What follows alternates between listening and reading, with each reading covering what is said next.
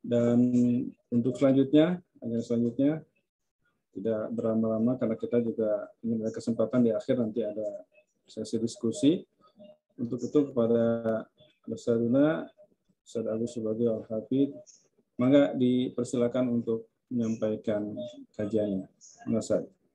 Ya, hatur nuhun sadana. Suantena jelas tadi ya. Alhamdulillah jelas, alhamdulillah. Jadi lep-lepan ya, menuju kirang stabil. Sedap.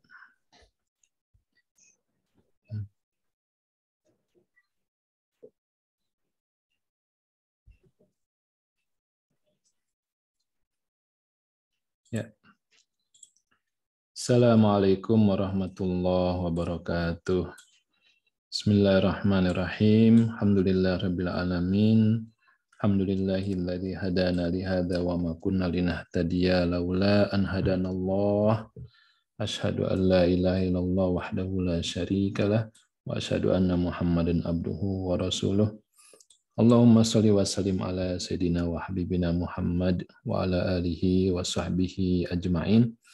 Rabbi shrah li sadri wa yassir li amri wahlul 'uqdatam min lisani yafqahu qawli. Alhamdulillah, Bapak Ibu yang dirahmati dimuliakan oleh Allah, kita bersyukur pada sore hari ini Allah mempertemukan kita kembali dalam majelis hidangan Al-Quran, dan pada kesempatan kali ini kita akan melanjutkan serial akhir surat di juz 28 ya. Ini surat yang atau juz ya pada umumnya. Juz 28 ini adalah surat-surat yang cukup menantang saat kita membacanya. Banyak belibet ya kosakatanya, ayat-ayatnya juga jarang kita temukan di tempat yang lain, di surat-surat yang lain. Dan wabil khusus 3 surat terakhir ya, termasuk At-Tolak, ini surat yang paling sulit untuk dihafal. Bukan nakut-nakutin tapi realita ya. Insya Allah ya, bagi orang beriman ya dicoba saja gitu ya.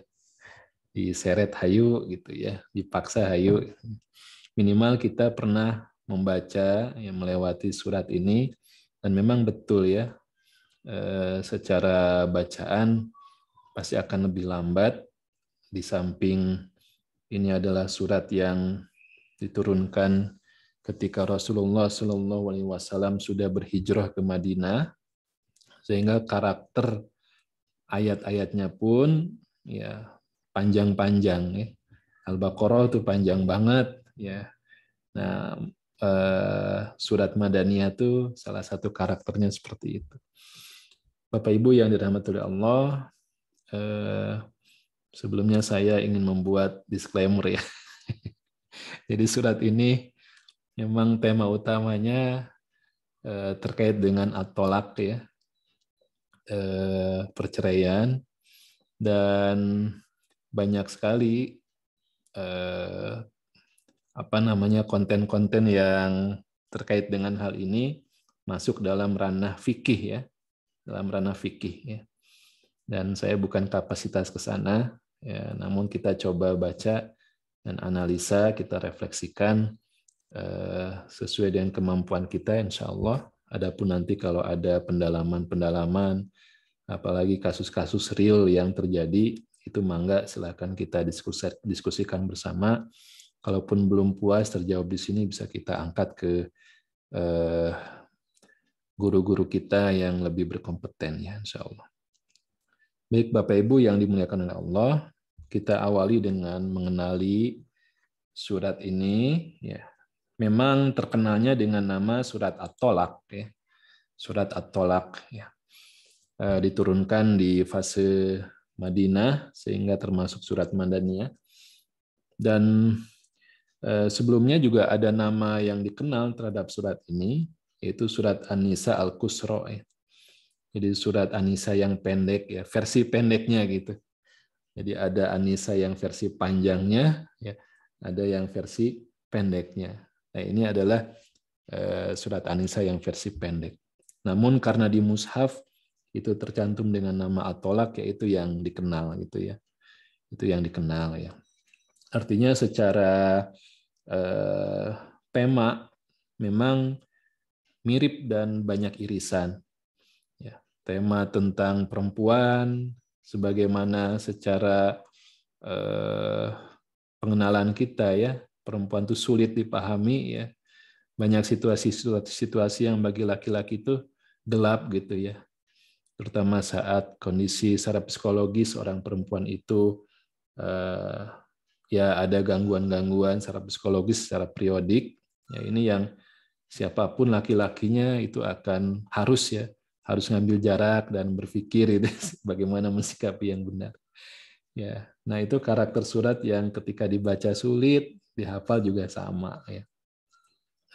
Tentu saja sisi yang lain juga agama kita ya, Allah, Al-Qur'an, Rasulullah SAW itu sangat memuliakan kaum perempuan ya. Ya, jadi seimbang ya gitu.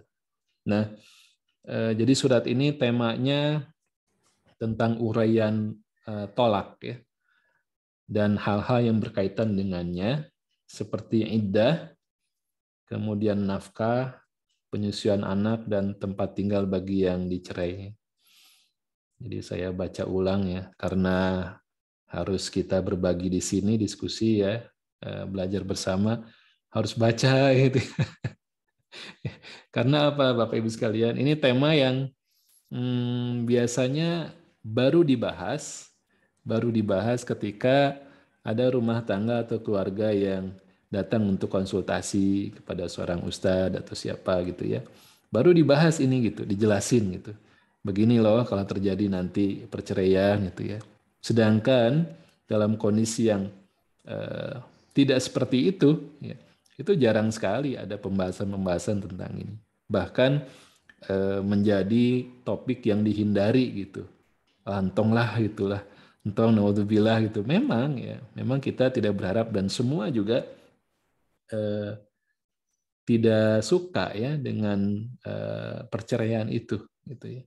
Nah, namun ini nanti kita akan baca dari ayat pertama ya, bagaimana kesempurnaan agama kita, panduan Allah ini begitu indah dalam memberikan pembahasan secara proporsional ya, sikap-sikap yang harus diambil saat terjadi mau tidak mau ya perpisahan itu terjadi gitu ya.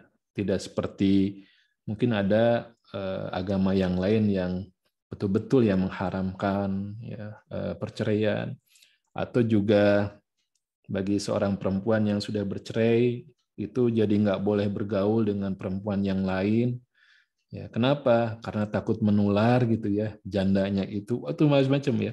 Itu budaya yang memang mau tidak mau akan terimbas ya, akan mengimbas kepada yang lain termasuk mungkin kita. Ya, tabu gitu ya. Kalau udah ya bercerai itu jadi statusnya berubah gitu. Nah, padahal dalam Islam, dalam agama kita ini adalah jalan keluar. Ini adalah solusi yang mau tidak mau ketika berpasangan itu sudah Allah ciptakan, tapi pasangan itu kan tidak permanen ya, tidak ada jaminan kepermanenan. Ya. Bagaimana matahari dan bulan itu Allah jadikan sebagai pasangan. Tapi pada waktunya nanti, ya, kedua pasangan ini, matahari dan bulan itu akan bertabrakan kan. Ya, ada waktunya gitu. Nah ini pembahasan yang memang Masya Allah ya jarang sekali dihindari gitu. Nah, namun kosakata yang juga perlu kita kenali ya, dari istilah ini, atlaqo yutliku itlaqon ya. Itlaq itu melepas ya, melepaskan sesuatu ikatan yang karena ada intensitas yang semakin meninggi, ya mau tidak mau salah satunya dilepaskan. Ini biasanya dipakai dalam istilah untuk melepaskan busur panah, ya itlaq, atau juga menembakkan peluru, ya itlaqun nar, ya itu jadi menembakkan peluru, melepaskan gitu. Dan kita akan lihat bagaimana dalam kondisi rumah tangga yang sampai kepada perceraian itu, ternyata kita akan mendapatkan banyak kosakata tentang takwa dan tawakul atau tawakal. terminologi ini banyak sekali muncul di surat ini. Ya, kenapa? Nah, rahasianya apa gitu ya? Nah, nanti kita bahas insya Allah ya. Bapak Ibu yang dirahmati oleh Allah, ya, kita langsung saja ya akan coba masuk ke ayat pertama. Ya. Namun sebelumnya di pertemuan sebelumnya ya kita juga membaca di surat At-Taghabun ya bahwa azwaj dan aulad akan menjadi musuh ya. Itu sudah jadi mukadimah ya. Jadi intro ya. Meskipun wa in ta'fu wa tasfahu wa taghfiru itu sikap yang diajarkan kepada ya kita semua ya. Memang berpotensi jadi musuh tapi bukan dimusuhi gitu. Tapi harus terus itu ya wa in ta'fu wa tasfahu wa taghfiru. Nah, di surat At-Tolaq ini adalah realita yang nanti akan menjadi salah satu bukti apa yang disebutkan di surat At-Taghabun itu. Ya, a'udzubillahi minasyaitonirrajim. Bismillahirrahmanirrahim. Ya ayyuhan nabiyyu idza talaqtumun nisaa fatalliquhunna li'iddatihinna wa ahsul iddah wattaqullaha rabbakum لا تخرجوهن من بيوتهن ولا يخرجن إلا أن يأتين بفاحشة مبينة وتلك حدود الله ومن يتعد حدود الله فقد ظلم نفسه لا تدري لعل الله يحدث بعد ذلك أمرا. Wahai Nabi, apabila kamu menceraikan istri-istrimu, maka hendaklah kamu ceraikan mereka pada waktu iddah. Dan hitunglah waktu iddah itu, serta bertawakalah kepada Allah, Rabb kalian. Janganlah kamu keluarkan mereka dari rumah mereka, dan janganlah mereka diizinkan keluar kecuali mereka mengerjakan perbuatan keji yang terang benderang. Itulah hukum-hukum Allah, dan barang siapa yang melanggar hukum-hukum Allah, maka sesungguhnya dia telah berbuat zalim terhadap dirinya sendiri. Kamu tidak mengetahui barangkali Allah mengadakan sesudah itu sesuatu hal yang baru. Kita awali dengan pembukaan ya surat yang sangat unik, yaitu Allah langsung mengalamatkan kepada nabinya ya, panggilan yang sangat memuliakan ya ayyuhan nabi, ya ayyuhan nabi. Dalam seluruh Al-Quran itu hanya ada 3 surat saja yang diawali dengan seperti ini ya, panggilan langsung kepada nabinya, ya ayyuhan nabi. Pertama di surat Al-Ahzab, kemudian di surat At-Tolaq dan At-Tahrim. Dan di Al-Ahzab juga sama, ada tema-tema tentang rumah tangga, juga ada perceraian di sana. Ya. Nah, Bapak Ibu yang dirahmati Allah, kita tahu bahwa ketika Allah berfirman, kemudian dibawa dan diterima, dibawa oleh malaikat Jibril dan diterima oleh Nabi Muhammad SAW, maka itu akan di-forward, akan disampaikan kepada umatnya, sampai juga kepada kita. Ya. Meskipun redaksi ayatnya itu tidak menggunakan ya ayuhan nabi, ya. Biasanya ya ayyuhalladzina amanu, gitu. Ya ayyuhan nas, gitu. Ya. Jadi meskipun tidak ada redaksi ya, wahai nabi, itu pasti akan disampaikan. Nah, ini salah satu rahasia yang membuat surat ini istimewa, karena awalan yang unik ya. Ya ayuhan nabi ya. Ini tujuannya untuk meng-highlight ya, untuk membuat sebuah penekanan tentang hukum yang akan disebutkan. Jadi nabi itu kan sebagai pimpinan tertinggi umat Islam, maka Allah ya, memanggil pimpinannya langsung dan menyampaikan hukum yang akan disebutkan. Ini kan spesial gitu. Jadi hukum yang akan disebutkan ini memang spesial. Kenapa? Karena ya setiap perkataan yang keluar dari lisan Rasulullah SAW itu kan pasti akan disampaikan pada umatnya. Tidak perlu Allah sampai mengalamatkan kepada Nabi dulu gitu. Ya. Nah ini berarti kita harus ada perhatian ekstra terhadap ayat ini karena Nabi yang dijadikan sebagai mukhatab. Ya. Nabi yang dijadikan sebagai ya, panggilan pertamanya gitu. Ya. Nah, meskipun kalau kita lihat di sini ya, ada istilah bahasa Arabnya ada iltifat ya. Iltifat itu transisi, perubahan penyebutan kata ganti. Ya, ini yang sering terjadi dalam ayat Quran dan terjemahan biasanya juga kurang bisa mengungkap gitu ya. Nah, kita perhatikan di sini ya ayuhan nabi, ya, wahai nabi, ida apabila tolaktum. Nah, kalau kita baca ada tum, berarti ini kata ganti yang menunjukkan jumlahnya banyak. Antum, antum ya. Jadi nabi itu jumlahnya satu. Ya, sekedap. Kita mute dulu. Ya. Nabi itu jumlahnya satu, ya satu orang. Ya. Makanya ketika kita baca di surat Al-Munafikun misalnya, idza ja'aka, idza ja'akal munafiquna, itu juga satu jumlahnya. Ya. Nah ini jumlahnya satu, kemudian tolaktum, ada tolaktum ini. Ini antum, antum artinya kalian gitu. Nah ini yang menambahi penjelasan bahwa isi syariat ini yang kita baca di surat At-Tolak ini bukan hanya untuk Nabi. Nabi sebagai panglima, sebagai pimpinan tertinggi. Ternyata itu juga mencakup semuanya, ya, semua pengikutnya, semua umatnya. Nah, ini tolaktum.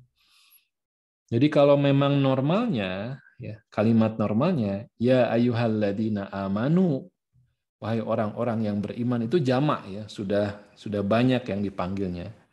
Ya. Idza tolaktum itu sudah sesuai. Ya. Apabila kalian, bukan kamu ya, apabila kalian menceraikan istri-istri kalian, ya tolaktumun nisa gitu. Nah, jadi ini ada iltifat yang menjadi salah satu harta karun ya, mukjizat Al-Qur'an, bagaimana Allah memindah-mindahkan ya domir atau kata ganti. Bagi teman-teman yang mempelajari bahasa Arab, domir itu Masya Allah ya, backbone-nya bahasa Arab lah gitu ya. Sehingga di sini kita melihat salah satu contohnya ya, bagaimana transisi atau iltifat dari kata ganti yang terjadi di sini. Ya. Normalnya ya antum-antum atau anta-anta gitu. Ya, ini ya, itu ya. Kemudian Bapak Ibu yang dirahmati Allah, juga dengan penggunaan ida di sini, ada ida. Ida ini artinya apabila, ya, terjemahannya apabila. Ya. Tapi nanti ada juga yang in, ya, in ja'akum fasiqun binaba'in gitu ya, ada in dengan menggunakan in. Secara terjemahan ya beti lah, beda tipis gitu. Ya, tapi ya bedanya ketika menyebutkan dengan ida, mungkin di dalam bahasa Inggris lebih bisa lebih terbedakan gitu ya. Jadi ida itu artinya when, ya, apabila atau ketika gitu. Sedangkan in itu if ya, jika ya, if ya itu jika. Jadi di sini ada perbedaan ya, ketika disebut ida berarti itu akan terjadi, menjadi sebuah realita yang akan terjadi dalam komunitas kaum muslimin. Ya, ida begitu. Ya. Berbeda dengan if itu mungkin terjadi, mungkin tidak gitu. Ya. Ini makanya disebutkan dengan ida gitu ya. Ya, ditambah dengan ida diikuti oleh fi'il madi ya. kata kerja masa lampau, ya, fi'il madhi, tolak ini kata kerja yang sudah lewat gitu. Ya. Jadi menunjukkan bahwa kepastian ya akan terjadinya situasi ini, ya, terjadinya tolak ya perceraian ini. Ya. Dan Bapak Ibu yang dirahmati Allah, ketika ida diikuti oleh fi'il madhi, ini punten karena harus dengan bahasa Arab sedikit, ini minimal ayat pertama lah kita bisa mengenal kosakata dan keindahan bahasa Arabnya ya.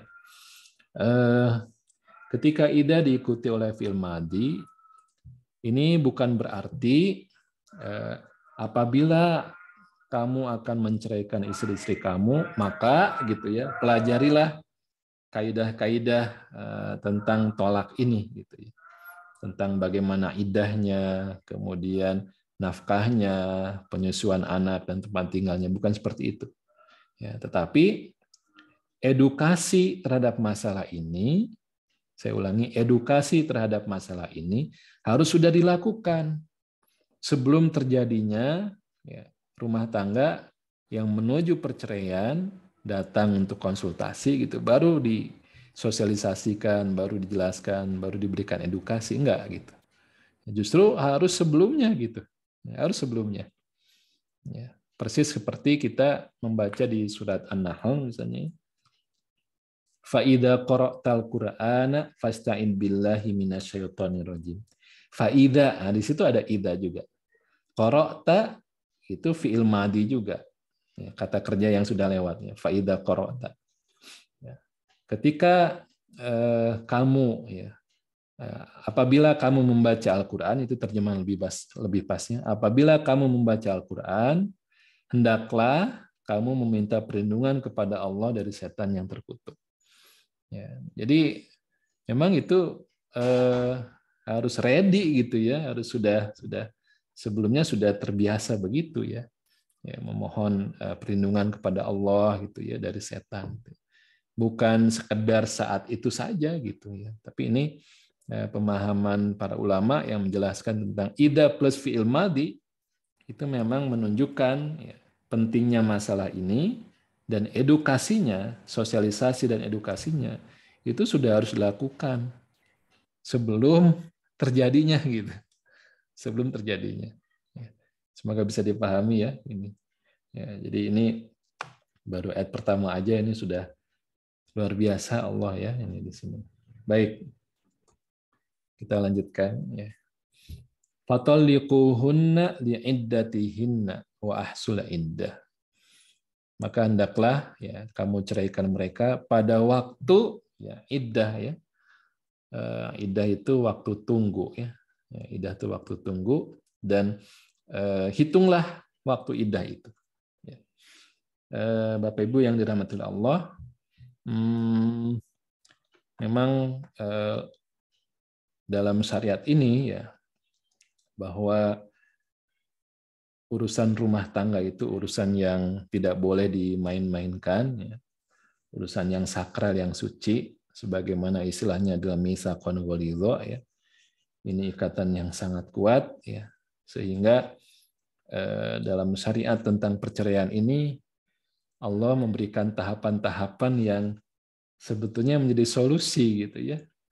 Nanti tidak langsung ketika jatuh talak gitu langsung berpisah gitu ya. Nanti ada kan, nah, termasuk iddah ini, ya masa tunggu ini, juga masa-masa di mana antara pasangan ini bisa berpikir gitu ya, bisa lebih tenang lagi memikirkan gitu ya. Apalagi nanti dalam penjelasan iddah itu sampai menunggu kepastian, ya, hamil atau tidak gitu ya. Ketika hamil itu kan harus ditunggu sampai nanti melahirkan. Nah, siapa tahu kan namanya orang ya ketika sudah melihat ya ada kehamilan, ada seorang istri yang mengandung ya janinnya ya di dalam rahimnya, kemudian nanti melahirkan anak ya atau sebelumnya juga akan kelihatan gitu si istri itu kesakitan, perubahan ya badannya semakin membesar perutnya, sulit tidurnya. piraku sih, masa sih laki-laki mana yang masih ada kebaikan itu tidak terenyuh gitu, ya, tidak melembut gitu ya, karena menyaksikan bagaimana kesakitannya, bagaimana perjuangan istrinya ketika hamil. Ini salah satu jalan keluar ya, solusi dalam agama kita ketika iddah itu salah satunya menunggu sampai kepastian ya, hamil atau tidak. Ketika hamil ya ditunggu sampai nanti kelahiran gitu. Juga nanti iddah ini dikaitkan dengan urusan haid ya, urusan bersuci ya, haid ya. Memang di dalam surat Al-Baqarah ya ayat 222, wa yas'alunaka 'anil mahid qul huwa adza fa'tazilun nisaa fil mahid. Mereka bertanya tentang kepadamu tentang haid ya, dan haid ini katakanlah haid itu adalah, kalau terjemahannya itu ada kotoran ya. Tapi ada yang lebih pas, mungkin kita kembalikan ke kosakata aslinya. Ya, ada itu artinya ya sakit, nyeri gitu. Jadi ketika seorang perempuan secara fisik itu sedang sakit, itu kan bisa jadi mengucapkan sesuatu yang sebetulnya tidak dimaksudkan seperti itu gitu ya, bertingkah laku yang karena terstimulus, tertrigger oleh kondisi fisik yang sedang sakit itu, jadi berperilaku yang tidak biasanya gitu. Nah ini jadi ya kita juga merasakan ya bapak-bapak nih, kalau sedang lapar itu nggak bisa konsentrasi. Mungkin bawaannya kalau udah capek ya bawaannya pengen diem aja gitu ya. Nah ini dalam agama kita ini sangat-sangat diperhatikan. Jadi ada ini ya gangguan gitu ya, atau yang menyakitkan gitu. Ya, ada di ayat yang lain yang masih di surat Al-Baqarah. Qaulun ma'rufun wa magfiratun khairun min shadaqatin yatba'uha adza. Nah, itu ya. Perkataan yang baik dan pemberian maaf itu lebih baik daripada sedekah yang diikuti oleh sesuatu yang yatba'uha adza, sesuatu yang menyakitkan gitu. Menyakitkan perasaan si penerima. Jadi ada tuh mungkin lebih pas dengan kondisi yang menyakitkan ya, ada. Ya. Jadi ini kita diajak untuk mengambil waktu ya, kemudian memikirkan dan mencari berbagai macam alasan ya, kenapa pasangan kita itu berperilaku seperti itu gitu ya, dipikirkan. Tidak hanya melihat dan kemudian menghakimi apa yang dilakukan saat itu gitu. Apakah ada emosi di situ, ada kemarahan gitu ya. Mungkin karena capek gitu. Ini bagi bapak-bapak yang full ya kerja di luar rumah, ya, begitu pulang ke rumah sudah malam ya, ketemu dengan istrinya mungkin hanya setengah jam gitu ya. Bayangkan komunikasinya ya. Setengah jam gitu. Dua-duanya mungkin sudah capek pasti ya. Ya, istrinya juga sama capek urusan domestik gitu. Ya, maka jangan semua tergantung kepada setengah jam pertemuan itu saja gitu ya, penilaiannya itu gitu. Pasangan tuh harus bisa merasakan apa yang dirasakan oleh pasangannya gitu. Ya si istri yang merasakan bagaimana suaminya udah mungkin di luar itu ada kejadian-kejadian yang terkait dengan tugas-tugasnya di kantornya, di kerjaannya gitu, yang membuatnya jadi terintimidasi dan sebagainya ya. Ya, terpressure gitu ya. Suami juga sama. Mungkin di rumah istrinya menghadapi anak-anak yang tidak biasanya gitu ya. Ya, siga kucing yang masih kecil ya, kumincir ya, anak-anaknya tuh daek cicing gitu ya. Oh, macam-macam gitu ya. Bayangkan komunikasinya hanya setengah jam.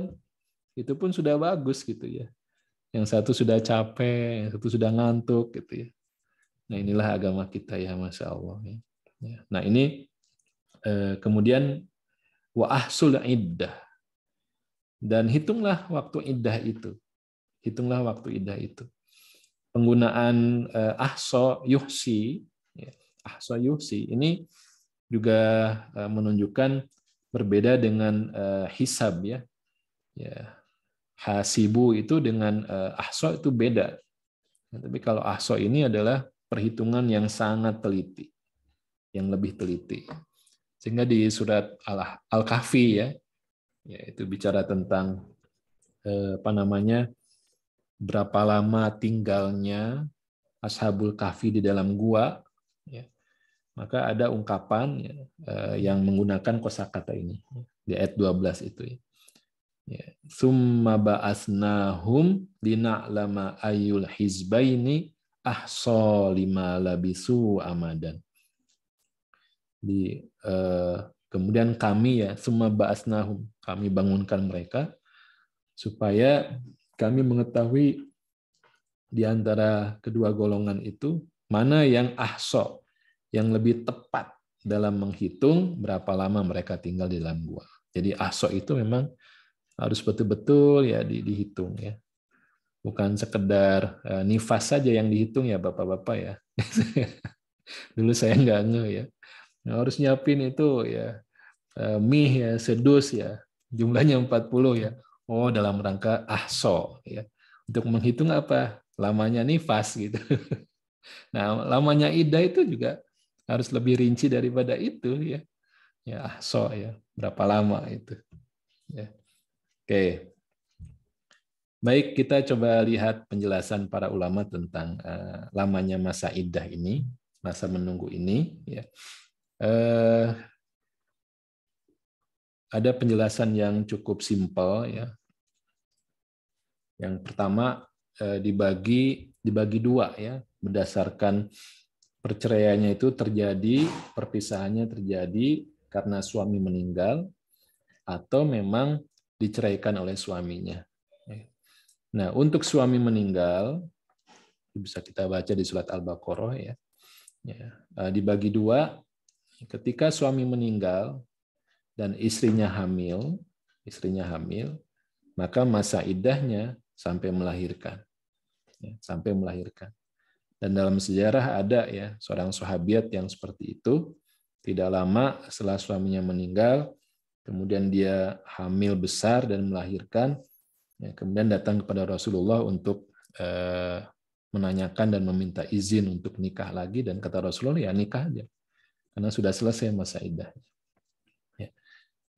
Kemudian yang kedua, ketika suaminya meninggal dan tidak hamil, dipastikan tidak hamil, maka iddahnya adalah selama arba'ata asyurin wa asyra. 4 bulan 10 hari. Ya, ini ya. Kemudian ketika diceraikan oleh suami, ini ada 4 kondisi. Yang pertama adalah hamil. Lagi-lagi masa iddahnya adalah sampai melahirkan. Ini gampang ya. Kemudian yang berikutnya, ya, diceraikan suami, tidak hamil. Maka ini menunggu sampai salah satu kuru, ya, sampai 3 kuru atau 3 suci, sampai periodenya 3 kali. Berarti harus mengalami 3 kali haid, ya. Kemudian berikutnya diceraikan suami, tidak hamil dan memang tidak haid, ya. Apakah menopause di sini? Apakah memang belum haid gitu ya? Jadi ternyata kalau di sini dalam Islam memungkinkan ya, dalam syariat Islam ini menikah dan perempuannya belum haid. Silahkan kalau mau kontroversi ya, tapi begitu bunyi ayatnya gitu. Nanti di ayat ke-4 ya. Wallahi ya'isna minal mahidi min nisaikum in irtabtum fa iddatuhunna salasatu asyurin wallahi lam yahid. Jadi ada yang tidak haid itu karena menopause. Ada juga yang memang masih belum haid gitu ya, masih belum haid, belum balik gitu. Jadi ini hukum Islam ya, berbeda dengan hukum positif. Hukum positif ya, kenapa disebut hukum positif? Ya? Kemarin kata guru kita Sadab Aziz begitu ya, hukum positif ya. Ya tentu saja Bapak Ibu sekalian, kita harus komprehensif menilainya ya.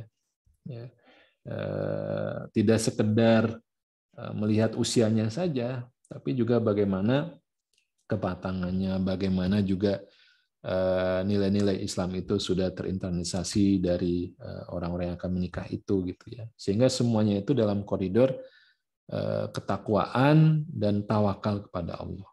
Bukan sekedar urusan gorizo, urusan syahwat ya, tidak hanya itu gitu ya.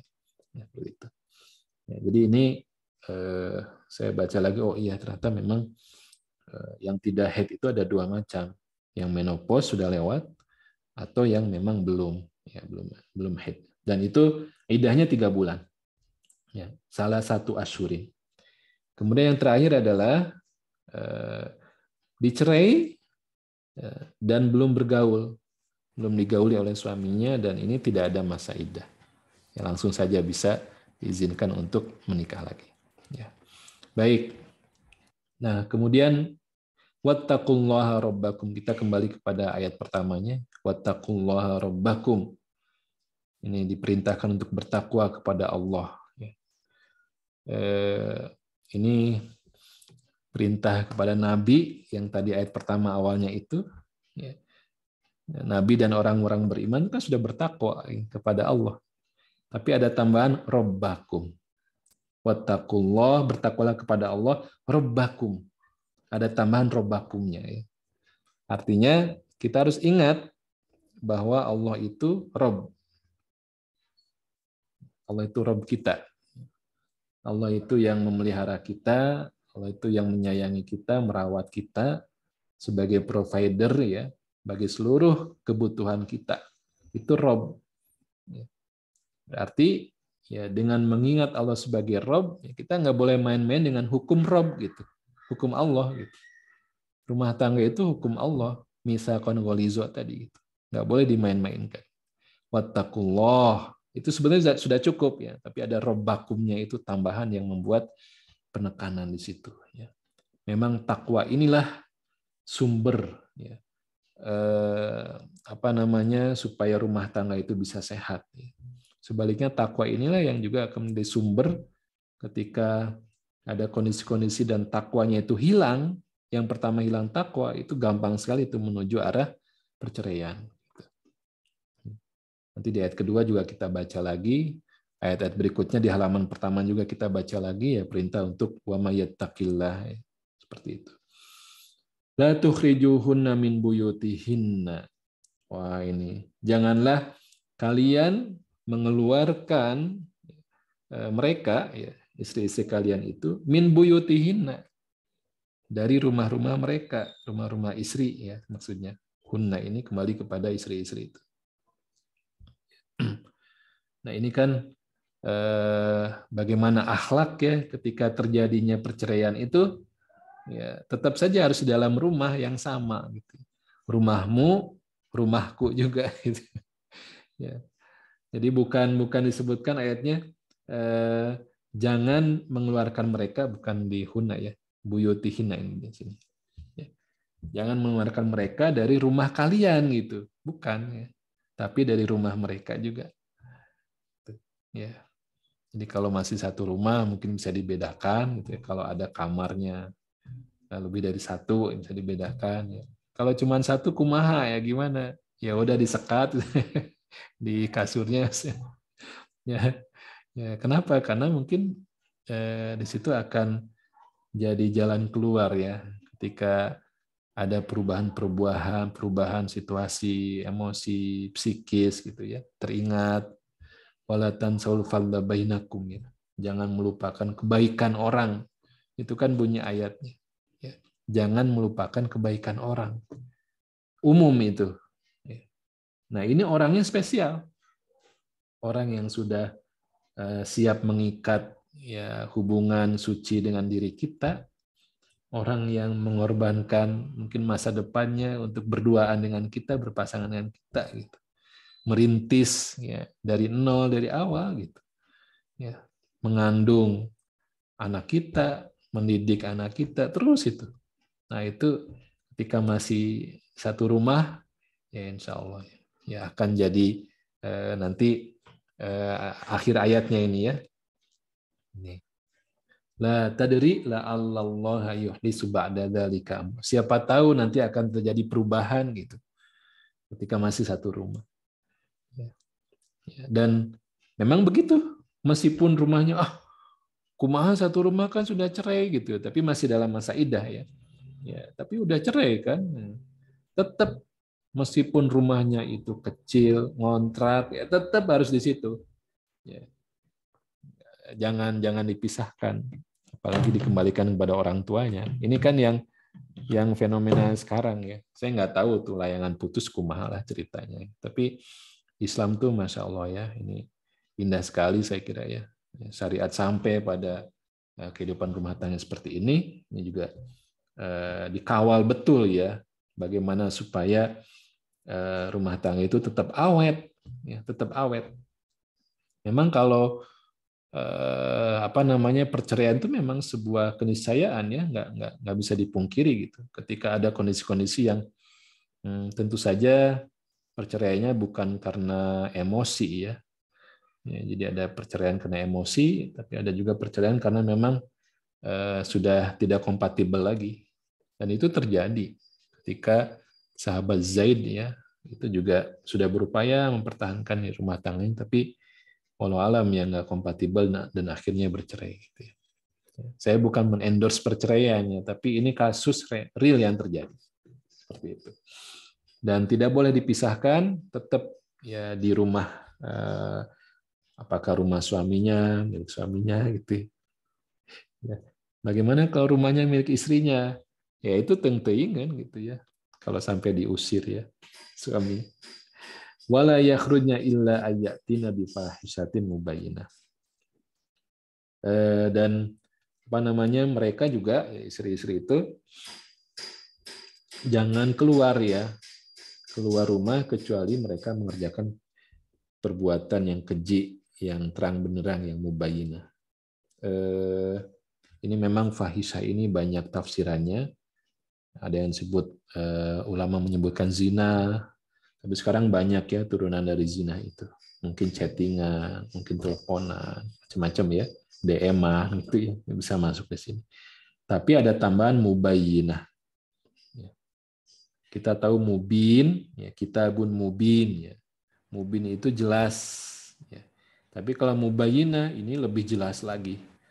Dengan pola kata yang seperti ini ya, isim taf'il namanya. Ini berarti benar-benar harus dibuktikan ya. Fahisyahnya itu terbukti benar baru ya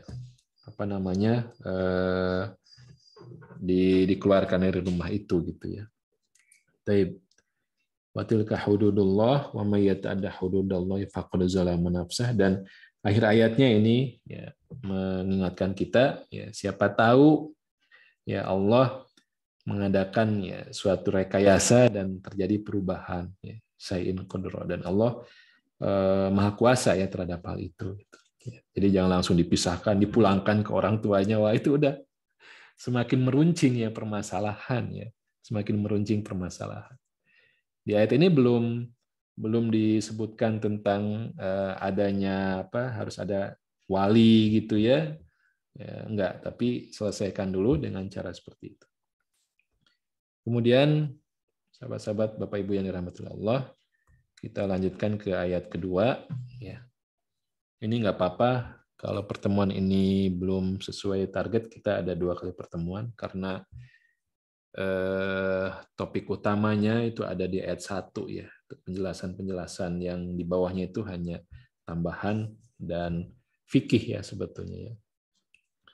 Baik, faida balagna ajalahunna faamsikuhunna bima'ruf au fariquhunna bima'ruf wa asyhidu dzawai adlim minkum wa aqimus syahadata lillah. Nah, ini sudah terjadi perceraian, kemudian sudah mendekati akhir masa tunggunya, masa iddahnya, maka itu harus sudah ada kepastian keputusan. Fa'amsikuhunna, apakah dirujuk dengan baik bima'ruf, atau fariquhunna, atau memang dilepaskan dengan cara yang baik juga. Nah, di sini ada terselip ya tentang urutan kata ya. Ya, ketika Allah menyebutkan fa'amsikuhunna di awal, ya, berarti ini yang diharapkan. Rumah tangga ini diharapkan tetap bertahan. Fa'amsikuhunna bima'ruf. Ya, ketika disebutkan lebih awal, ya, kalau sudah menjelang masa iddahnya berakhir, fa'amsikuhunna. Ya, rujuklah. Dan kembali masalah fikih ya, para ulama ini memang berbeda pendapat tentang bagaimana rujuknya. Kalau sekarang mungkin lebih mudah ya. Ya, mungkin dengan menciumnya, mungkin dengan nge-WA-nya. Itu penjelasan. Berarti sudah rujuk nih. Dibuat sederhana. Selama masih dalam masa iddah. Ya, tidak perlu ada seremonial itu. Tapi kalau ada rezeki sih boleh aja gitu ya. Diajak makan keluar kesukaannya itu ya. Nah, ini sebagai rujuk. Kan indah begitu ya. Kalau enggak apa-apa. Gitu. Nah, washidu dawai adlim minkum. Nah, di sini baru melibatkan ada 2 orang saksi. Ya. Kemudian dzalikum yu'adu bihi man kana yu'minu billahi wal yaumil akhir. Di sini disentuh ya tentang keimanan ya kepada Allah dan hari akhir, karena memang orang beriman itu yang membuat dia akan sadar, waspada dalam kehidupan di dunianya ini ketika dia punya keimanan kepada Allah dan hari akhir. Dengan rincian episode demi episode di yaumil akhir itu ya. Adanya hari kebangkitan, adanya nanti dibukakan ya, dan buku catatan itu kemudian ditimbang macam-macam ya. Di persidangan dibuka gitu ya. Nah, itu kan yang membuat orang itu punya rem ya. Ada rasa takut ketika berbuat zolim. Dan Bapak Ibu sekalian, bahwa kehidupan rumah tangga, ya kita baca di surat, misalnya surat An-Nisa ya, itu kan menjanjikan khairan kasiro ya. Jadi kehidupan rumah tangga itu adalah kehidupan yang peluangnya paling besar untuk mendapatkan kebaikan yang jumlahnya sangat banyak. Khairan kasiro. Tetapi juga kehidupan rumah tangga itu adalah kehidupan yang membuka peluang besar untuk terjadinya kezoliman. Suami ke istri atau sebaliknya sama lah sebetulnya gitu. Ya, makanya di sini berulang-ulang Allah nanti akan menyebutkan tentang takwa, ya. Tawakal. Ya. Wa may yattaqillaha yaj'al lahu makhraja. Wah, ini. Wa may yattaqillaha yaj'al lahu makhraja. Ini yang saya kasih warna biru ya. Yattaqi, yaj'al, yarzuq, yatawakkal. Ini dinamakan hubungan syarat dengan jawabu syarat. If then gitu ya. Jika begini maka gitu. Ini wa may yattaqillah, ini yang menjadi yattaqi ini menjadi fi'ul syart ya. Fi'ul syarti ya. Jadi ini yang menjadi syaratnya. Barang siapa yang bertakwa kepada Allah itu syaratnya. Jawabannya apa? Hasilnya apa? Yaj'al lahu makhraja. Jadi kalau kita baca ini, Bapak Ibu yang mempelajari bahasa Arab, ini ada majzum ya. Ini majzum. Fi'il mudhari'nya majzum, berarti itu jadi syarat ya. Dengan yattaq ini juga majzum ya. Jadi hubungannya adalah barang siapa yang bertakwa kepada Allah itu syaratnya. Ya, maka jawabu syaratnya apa? Yaj'al lahu makhraja. Kalau bertakwa kepada Allah, maka hasilnya akan diberikan jalan keluar. Ditambah lagi wa yarzuq, itu juga majzum. Ya. Ini menjadi jawabu syarat juga, sama sebagaimana yaj'al lahu makhraja. Wa yarzuqhu min haitsu la yahtasib. Ya. Jadi memang ayat ini dulu ya, sampai sekarang kita sering dengar potongan ayatnya dibaca hanya di sini aja. Wa may yattaqillaha yaj'al lahu makhraja wa yarzuqhu min haitsu la yahtasib. Hanya dipotong di situ aja gitu. Padahal menarik, ketika kita baca posisi ayat ini justru ada di ayat-ayat tentang tolak. Menjadi akhir ayat di penjelasan tentang tolak di ayat kedua ini. Ini menunjukkan bagaimana pentingnya menjaga ya ketakwaan kepada Allah. Takut kepada Allah gitu ya. Dengan ancaman-ancamannya gitu ya. Dengan balasannya ya. Ini yang akan menjadi benteng ya, benteng. Suami akan menjaga ya, ketika di luar rumahnya, sang istri juga sama. Ketika suami keluar rumah ya tetap menjaga. Ya, menjaga dirinya, menjaga amanahnya, ya, menjaga kesuciannya. Ya. Nah, begitu. Dan memang ayat ini bisa digeneralisir, ya, bisa dibuat umum. Ya, apapun, tidak hanya urusan rumah tangga. Bertakwa kepada Allah dikasih jalan keluar. Ya, bertakwa kepada Allah dikasih rizki. Gitu. Begitu umum gitu.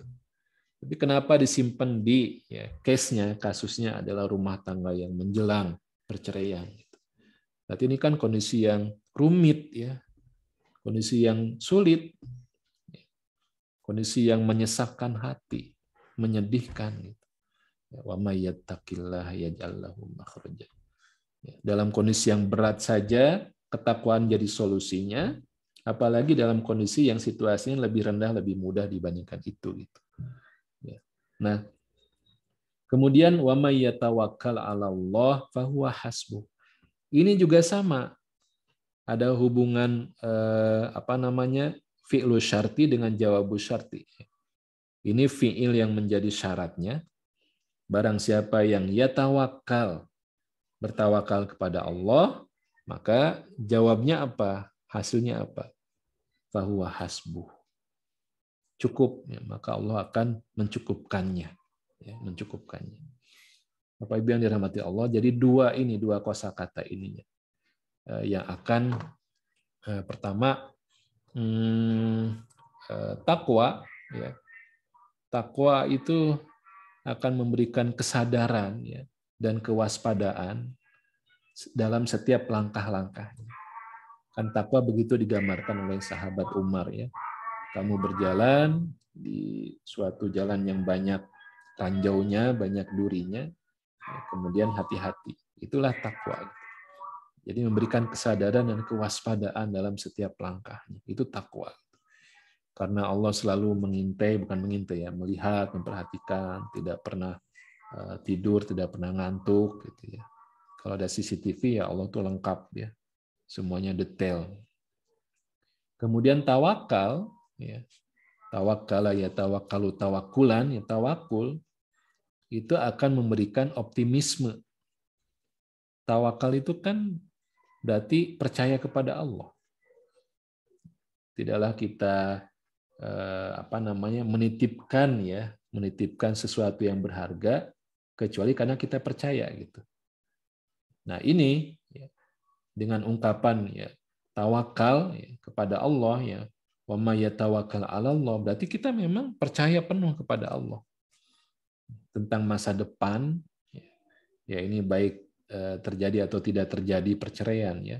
Kalau tawakal percaya kepada Allah, insya Allah life is akan terus ya move on aja gitu. Tawakal kepada Allah. Kalau memang sudah tidak kompatibel, nggak bisa dipertahankan ya terjadi perceraian, harus tawakal kepada Allah, maka akan fahuwa hasbuh. Cukup akan Allah berikan ya kebaikan ya, perubahan-perubahan, perbaikan-perbaikan dalam kehidupannya gitu. Jadi ini dua ya, takwa dan tawakal. Ya sebetulnya kalau tidak terjadi perceraian pun ketika tawakalnya minim itu jadi capek juga gitu ya. Nggak percaya kepada Allah gitu ya. Jadi semuanya serba dihitung dengan otak kiri ya, dihitung linier gitu ya. Kalau ingin dapat sekian berarti harus ini. Ya, nanti kalau ada ajakan untuk infak dan sebagainya, waduh nggak bisa ini. Itu berarti ya harus kita perbaiki terus. Nah, ini menjadi hubungan seperti itu ya. Syarat ya. Ini sudah jadi kosakata kita. Baik. Kita lanjutkan ya. Mungkin sampai ayat 5 atau ayat 7 boleh ya. Semoga bisa selesai. Bapak Ibu yang dirahmati Allah, di ayat selanjutnya, ayat keempat dan ayat kelima, di sini kita baca wallai ya'isna minal mahid. Ini yang kita jelaskan tadi ya, bahwa perempuan-perempuan yang tidak haid lagi atau menopause, ya, dan kita ragu-ragu tentang masa iddahnya karena patokan idah yang dalam kondisi normal itu dikaitkan kepada haid ya, suci dan haidnya.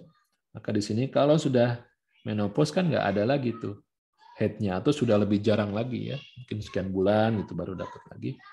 Maka untuk kondisi begini idahnya mereka 3 bulan. Ya, salah satu asyhurin. Begitu juga dengan wallai lam yahid, yang tadi belum haid ya. Sedangkan mereka yang hamil, nah ini penjelasan ayatnya, wa ulatul ahmali ajaluhunna ayyadna hamlahun. Aduh, susah ini ya. Saking beratnya kondisi kehamilannya seorang perempuan, ayatnya susah dibacanya. Ya, jadi masa idahnya ya ketika sudah melahirkan. Kemudian ditutup lagi dengan wa may yattaqillaha yaj'al lahu min amrihi yusra. Masyaallah. Ya, jadi di sini kembali kita menemukan ada fi'lu syarti dengan jawabu syartinya. Wa may yattaqillah, yaj'alnya juga jazm, min amrihi yusran. Ini yang menarik juga, bahwa yusran ini dengan tanwin, ya, dengan tanwin artinya kemudahan yang kita nggak mengenal sebelumnya. Dengan tanwin itu berarti bisa apa saja bentuk kemudahannya gitu. Ya, bisa apa saja bentuk kemudahannya gitu. Ya, jadi yang penting tawakal, yang penting takwa kepada Allah, maka Allah akan berikan kemudahan dalam urusannya. Ya.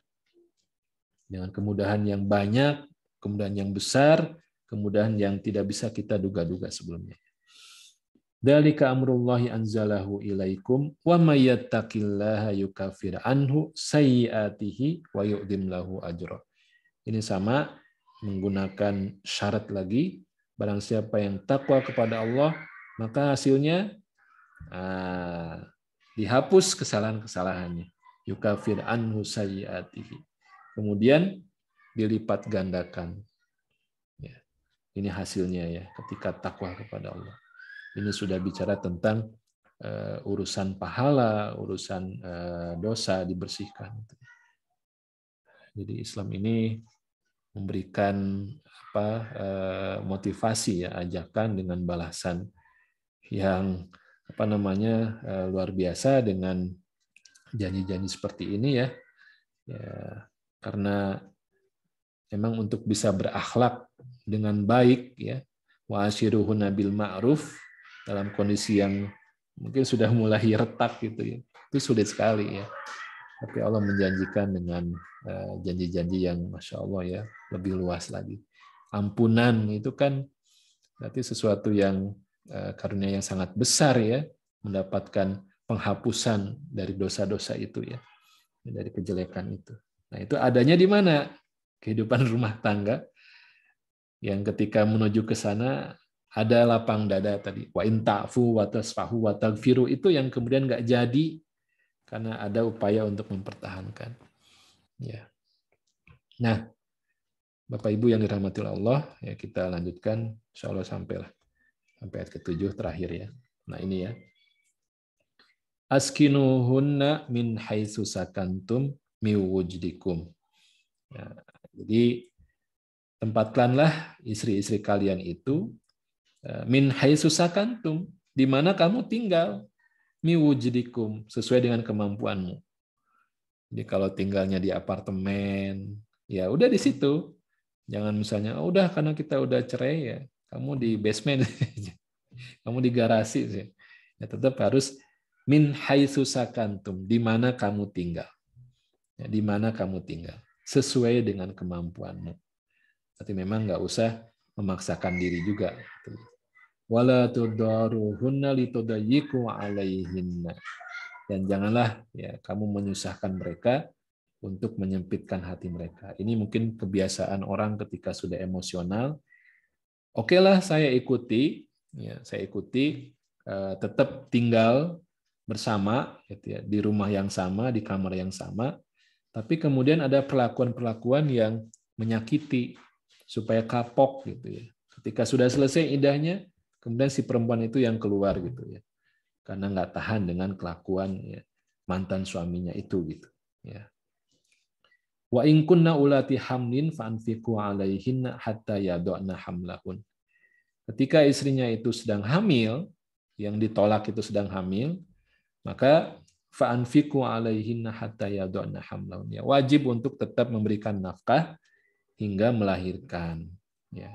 Jadi teka yang diantep ya, tetap ya harus. Ini kan berarti emosinya harus disimpan dulu ya.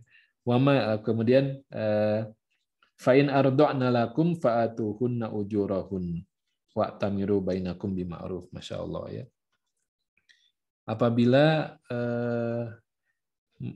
istri-istri itu ya menyusukan setelah melahirkan, kemudian arda'na lakum ya, menyusukan anak-anak kalian, maka fa'atuhunna ujurahun ya. Berikanlah upahnya. Ini bagi bapak-bapak yang ya sudah punya istri dan anak beberapa gitu, itu kan pasti memahami kebutuhan nutrisi seorang ibu hamil, ibu menyusui. Ya. Tidak sekedar dengan nutrisi yang biasa-biasa saja. Kedah aya iya itu nak gitunya ya. Tidak cukup dengan daun katup ya Ustaz Nanang ya. Daun katup mah hanya daun pepaya gampang tinggal ngarorodan itu di payunan bumi ya. Tapi memang harus ada nutrisi yang lebih banyak ya, lebih memadai karena sedang menyusukan anaknya ya. Fa'atuhunna ujurahun wa'tamiru bainakum bima'ruf. Ini kosakata i'tamaro, jadi muktamar biasanya ya kita kenal ya. Wa'tamiru ini bermusyawarah. Musyawarah untuk urusan yang besar, urusan yang penting. Ini pemahaman dari i'tamaro ya'tamiru ini berarti urusan besar ya. Terkait dengan apa? Terkait dengan penyusuan anak. Jadi anak ini harus jadi pertimbangan besar ya ketika ada keretakan rumah tangga. Kenapa? Itu urusan besar kata Allah. Wa'tamiru. Ya. Muktamar itu kan sampai wah luar biasa ya persiapannya, kemudian agenda-agendanya ya. Wa'tamiru bainakum bima'ruf. Tapi ternyata bukan sekedar menyusukan anak yang harus dimusyawarahkan itu di antara suami istri itu. Memang semua urusan anak harus dimusyawarahkan gitu ya. Semua urusan anak harus dimusyawarahkan. Ini memang sulit ya untuk implementasinya ya. Saya sendiri juga sulit gitu ya untuk bisa sama-sama ya, dengan istri itu. Gimana nih pendidikan anak, gimana gini. Nah itu memang harus wa'tamiru bainakum bima'ruf ya. Nah, ada sebagian yang menjelaskan ini khusus tentang tawar-menawar berapa upah ya, yang diberikan ketika mantan istrinya itu mau menyusui anaknya. Bolehlah gitu tawar-menawar gitu. Si istri merinci gitu. Ini kebutuhan susu sekian, kebutuhan ini nutrisi sekian, vitamin ini. Keluarlah ya hitungannya sekian, misalnya 5 juta sebulan. Nanti suaminya juga boleh nawar itu. Wa'tamiru bainakum bima'ruf itu nawar. Atulah sakitu mah ditawar 50% nah. Boleh itu. Wa'tamiru bainakum bima'ruf ya. Nah, maka wa in ta'asartum fasaturdi'u lahu ukhra. Kalau enggak mendapatkan kesepakatan ya. Kemudian akhirnya si mantan istrinya itu enggak mau menyusui anaknya ya, cari yang lain. Perempuan lain boleh menyusukan anak itu. Ya. Nanti dibayar dengan 2,5 juta mungkin bisa itu. Ya, ya begitu. Tapi ini kan tengteingan sebetulnya ya. Baik bagi si ibu itu, ya, karena dia egoisnya, ya, menyerahkan anaknya untuk disusukan oleh orang lain gitu ya, demi karena tidak tercapainya target materi yang dia minta gitu, kepada mantan suaminya. Si suami juga begitu ya teng-tengan gitu. Nah ini pokoknya keduanya gitu ya. Jadi di garis bawahi di sini ya. Tuh. Liyunfik dzu sa'atin min sa'atihi. Nah, jadi ya silakan beri nafkah menurut kemampuannya gitu. Ini tadi menegaskan penjelasan tadi gitu ya. Boleh tawar-menawar, nego lah gitu untuk urusan ini. Dan waman qudira alaihi rizquhu falyunfik mimma atahullah. Tetap ya, ketika dalam kondisi sempit rezekinya, perintahnya adalah falyunfik, hendaklah tetap berinfak. Mimma atahullah, dari harta yang diberikan Allah kepadanya. Bukan harus minjem-minjem. Ya, mimma atahullah gitu ya. La yukallifullahu nafsan illa ma ataha sayaj'alullahu ba'da usri yusra. Ini lagi-lagi ditutup dengan Allah akan memberikan kelapangan sesudah kesempitan. Jadi tawakal itu trust, ya, percaya kepada Allah. Ini Allah kan ngulang-ngulang kan, mengulang-ulang janjinya itu akan dimudahkan gitu. Jadi bukan aib ketika terjadinya perceraian, enggak. Gitu ya. Ya, kita yang melihatnya juga nggak boleh ya, memberikan label yang negatif ya. Bisa jadi memang nggak bisa dipertahankan lagi. Gitu, ya. Nah ini Bapak Ibu yang dirahmati Allah, saya kira ini bahasan kita alhamdulillah ternyata mencapai juga bagian pertama dari surat At-Tolak ini. Semoga utuh dan tidak terputus ya. Insya Allah nanti bagian kedua kita lengkapi dengan penguatan ya, dikaitkan dengan tema yang mungkin agak berbeda, tapi itu masih nyambung ya dengan penjelasan tentang syariat tolak ini. Lebih kurangnya mohon maaf. Alafu minkum. Assalamualaikum warahmatullahi wabarakatuh. Waalaikumsalam warahmatullahi wabarakatuh. Jazakumullah khair Ustazuna yang sudah menyampaikan paparannya yang begitu rinci ternyata tentang at-talaq ini, dan tidak perlu ada pengulasan karena kalau diulas nanti jadi nggak lengkap lagi, tidak sempurna lagi penyampaiannya. Insyaallah. Ada waktu Bapak Ibu kurang lebih 10 menit. Tadi disampaikan kita akan menyelesaikan agenda ini di jam 17.30. Jadi ada waktu kurang lebih 10 menit. Mangga barangkali di antara Bapak Ibu yang hari-hari ini akan ada hal yang perlu didiskusikan, mangga dipersilakan.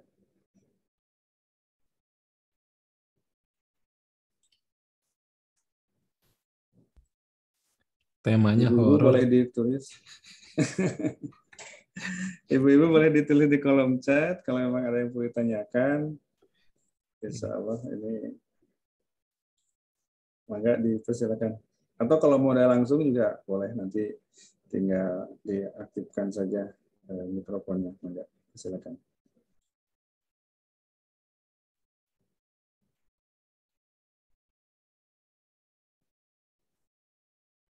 Saya nggak kelihatan juga, Ustaz.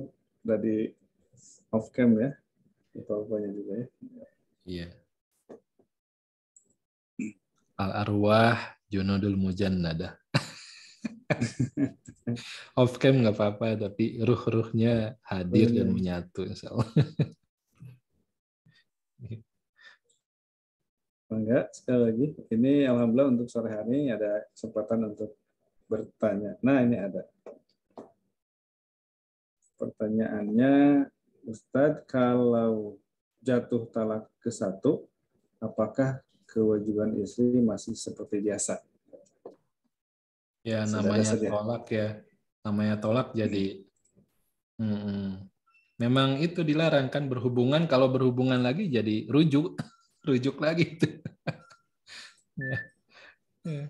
Jadi namanya bercerai meskipun masa iddah, itu yang dilarang itu khususnya masalah bergaulnya itu ya. Jadi kalau jangankan bergaulnya ya, ngasih kode-kode aja itu sudah berarti rujuk. Ya. Jadi udah jatuh talak misalnya ya, iya talak 1 nih ya, talak 1. Ya. Saya ceraikan kamu gitu. Ya. Kemudian besoknya suaminya ini itu apa namanya teringat siang gitu ya, nge-WA gitu ya, I love you babe gitu. Nah itu sudah kode untuk rujuk ya. Gitu. Tapi selama itu ya, selama masa iddah itu memang khususnya itu yang nggak boleh ya, dilarang. Itu sudah ada batasan seperti itu gitu ya. Kalau mau melayani yang lainnya silakan, tapi bab yang itu tuh khususnya yang menjadi batasan rujuk atau tidaknya gitu. Walau alam gitu ya. Ya. Kan memang at-thalaqu marratan ya. Tolak yang bisa dirujuk kembali, bisa balik lagi itu kan hanya 2 kali. Ya. Dan justru di sini berarti nggak boleh main-main ya. Nggak boleh main-main gitu. Ya, agama kita sudah membuat begitu tinggi mulia ya ikatan rumah tangga itu, ya sehingga nggak boleh main-main. Karena mungkin di budaya timur, alhamdulillah ya hal ini sesuai lah gitu ya, tidak akan gampang begitu saja. Tapi di budaya yang lain mungkin sangat gampang ya, menjalin hubungan nggak cocok sekian bulan pisah gitu ya, cerai gitu, nanti berhubungan lagi dengan yang lain, sekian bulan nyobain nggak cocok pisah gitu. Nah, kita alhamdulillah ya. Tapi ada juga budaya yang betul-betul kondisi apapun itu aib untuk bercerai gitu ya. Padahal sudah banyak kemudorotan yang terjadi gitu ya.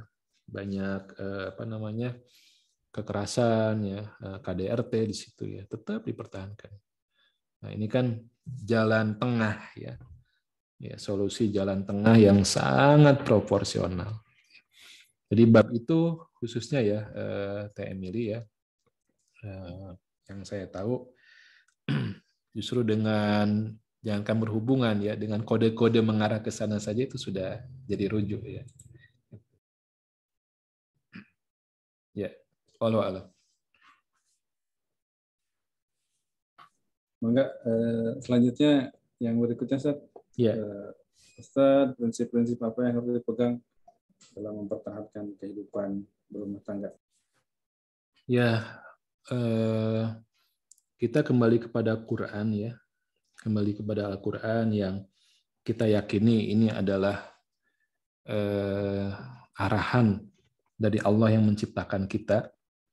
Tentu saja Allah yang lebih mengetahui ya, lebih mengetahui bagaimana seharusnya kita memfungsikan ya diri kita pribadi, juga menjadikan keluarga itu sebagai sarana ibadah dan taat kepadanya gitu ya.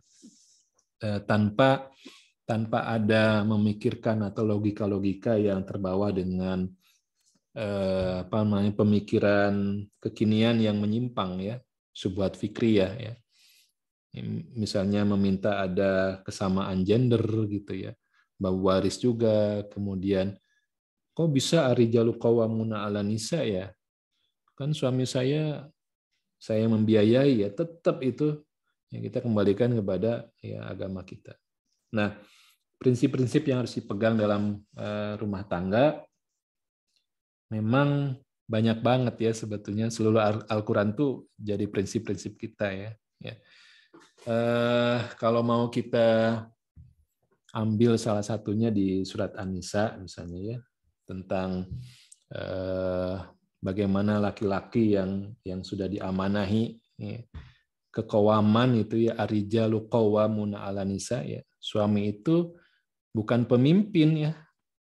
Hati-hati terjemahannya, bukan pemimpin yang pas itu. Ya, bukan rois, bukan amir, tapi qawwam. Qawwam itu sebagaimana orang qiyamul lail, ya, sebagaimana orang qoma berdiri. Jadi mendirikan gitu ya, menegakkan. Jadi membantu gitu ya.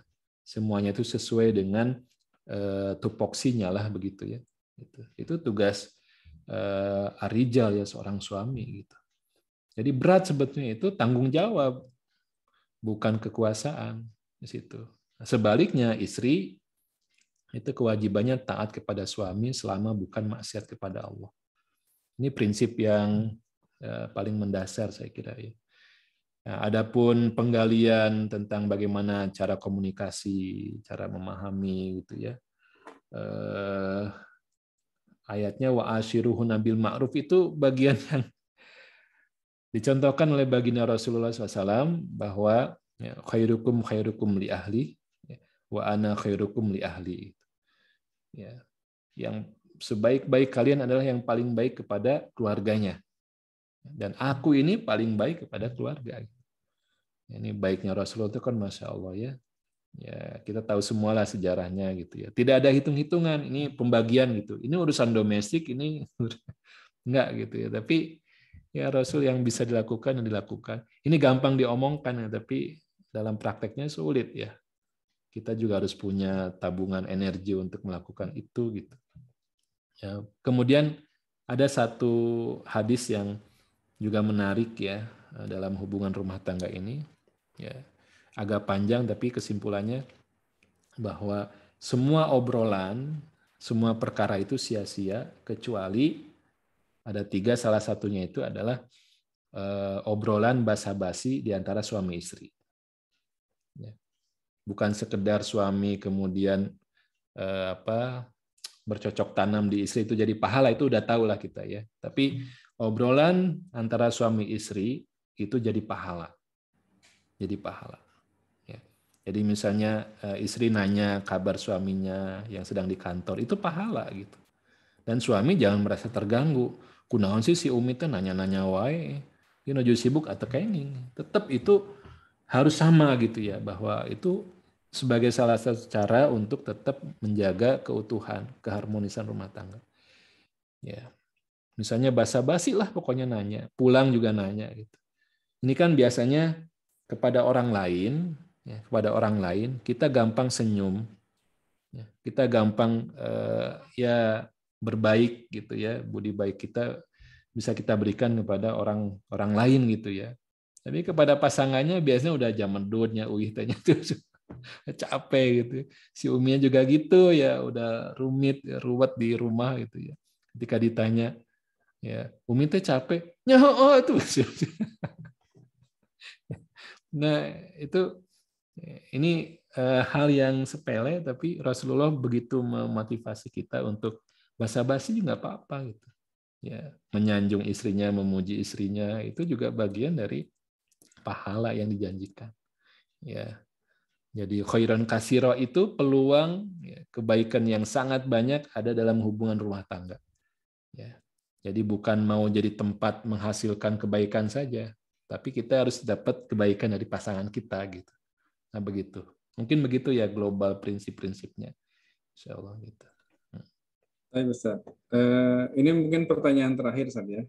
Karena kita awalnya mengagendakan sampai pukul 17.30, tapi tadi juga agak terlambat mulainya.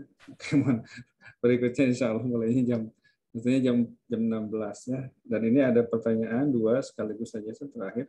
Ya. Jadi ini kalau pernikahan itu mesti disiarkan layak luas, apakah perceraian juga sama? Itu yang pertama. Yang keduanya, perceraian itu sebetulnya takdir atau nasib. Jadi langsung saja 2 pertanyaan disatukan, digabungkan. Masih sama ke temanya, insya Allah. Iya. Ya saya kira berbeda lah ya dengan ini pemikiran saya walau alam ya bisa jadi salah gitu ya. Kalau pernikahan jelas ya disiarkan ya, diundang gitu ya supaya diketahui gitu ya. Tapi kalau perceraian saya kira nggak perlu seperti itu ya. Diundang, diumumkan. Tadi washidu dawi adlim minkum ya. Yang jelas ada yang menyaksikan bahwa itu sudah terjadi perceraian minimal 2 orang tadi itu ayatnya gitu ya. Tidak perlu sampai diiklankan, dipublikasikan gitu ya. Ya, cukup itu yang menjadi formalitas ya bahwa itu sudah terjadi perceraian ya. Selanjutnya ya move on aja gitu. Ya lanjutkan aja ya. Kemudian perceraian itu takdir atau nasib ya. Hoyongna naon ya, hoyongna naon ya. Ini mungkin konsep takdir dan nasib yang juga perlu kita ini kan ya, bahwa kita memang tidak tahu ya bagaimana takdir kita. Ya. Dan itu bukan urusan kita. Ya. Kita juga ingin ya bahwa rumah tangga kita utuh sampai nanti awet rajet istilahnya ya, atau awet rajet lah, awet sakinah ya tetap gitu, itu sampai nanti bertemu di surga, dikumpulkan di surga gitu. Ya, tapi memang karena itu sesuatu yang gaib buat kita, ya, disitulah hikmahnya bahwa kita penting untuk merawat, menjaga keutuhan rumah tangga itu gitu. Ya. harus diupayakan terus gitu, bahwa rumah tangga itu sesuatu ikatan yang dari awal kita niatkan untuk menyempurnakan setengah agama kita. Memang biasanya ketika datang ya keturunan itu ada perubahan dinamika rumah tangga yang tidak terbayangkan sebelumnya gitu. Yang tadinya jadi pusat perhatian pasangannya sekarang sudah kebagi gitu ya. Ya itu udah pasti gitu. Jadi bagi kita tidak begitu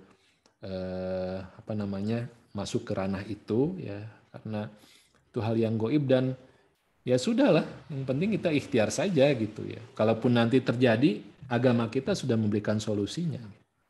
Sudah memberikan solusinya, bukan aib gitu. Kita sudah berupaya. Tapi kalau semuanya menuju kepada mafsadat ya, kemudaratan ya sudah. Islam memberikan jalan keluarnya ya sudah dengan tolak ini, dan justru dilihat di situ mana yang tetap berakhlak. Mana yang tetap berakhlak. Kalau memang pasangannya justru menelantarkannya, ya udah berarti buat apa dipertahankan lagi? Dia tidak memperhatikan hak-hak pasangannya gitu misalnya. Ya. Bayangkan suami yang melihat istrinya hamil sampai melahirkan. Namun tekarunya buat apa dipertahankan gitu? Ya. Berarti kan itu sudah betul-betul hatinya udah mengeras, sudah nggak sayang lagi dengan orang yang sebetulnya kalau tidak ada hubungan pun melihat orang yang sedang hamil itu kasihan dan terenyuh gitu dia. Ini nggak seperti itu, ya udah, ya nggak usah dipertahankan, istilahnya begitulah. Itu saya dengar walau alam. Baik, alhamdulillah, jazakumullah khair Ustazana atas penjelasannya dan juga tadi paparan materinya yang luar biasa, semakin buat kita memahami tentang apa yang disampaikan Allah Subhanahu wa taala kepada Rasulullah, dan itu juga ternyata untuk kita semua tentunya apa yang disampaikan tadi. Dan insya Allah untuk pertemuan 2 pekan berikutnya kita akan menyelesaikan bahasan surat At-Talaq ini ayat 8 sampai ayat 12 ya, ayat terakhir. Mudah-mudahan Allah Subhanahu wa taala senantiasa memberikan kesehatan kepada kita semua. Wabil khusus juga Ustaz guru kita yang telah menyampaikan, yang senantiasa akan menyampaikan pemaparan materinya. Untuk itu, untuk pertemuan sore hari ini kita cukupkan. Jazakumullah khair kepada Ustaz Abu dan juga kepada Bapak Ibu hadirin sekalian yang telah berpartisipasi menghadiri agenda kita di sore hari ini. Untuk kesempurnaan dari pertemuan ini, mari kita sama-sama akhiri dengan sama-sama membaca doa majelis. Subhanakallahumma bihamdika asyhadu an la ilaha illa anta astaghfiruka wa atubu ilaik. Lagi terima kasih atas perhatiannya dan mohon maaf atas segala kekurangan.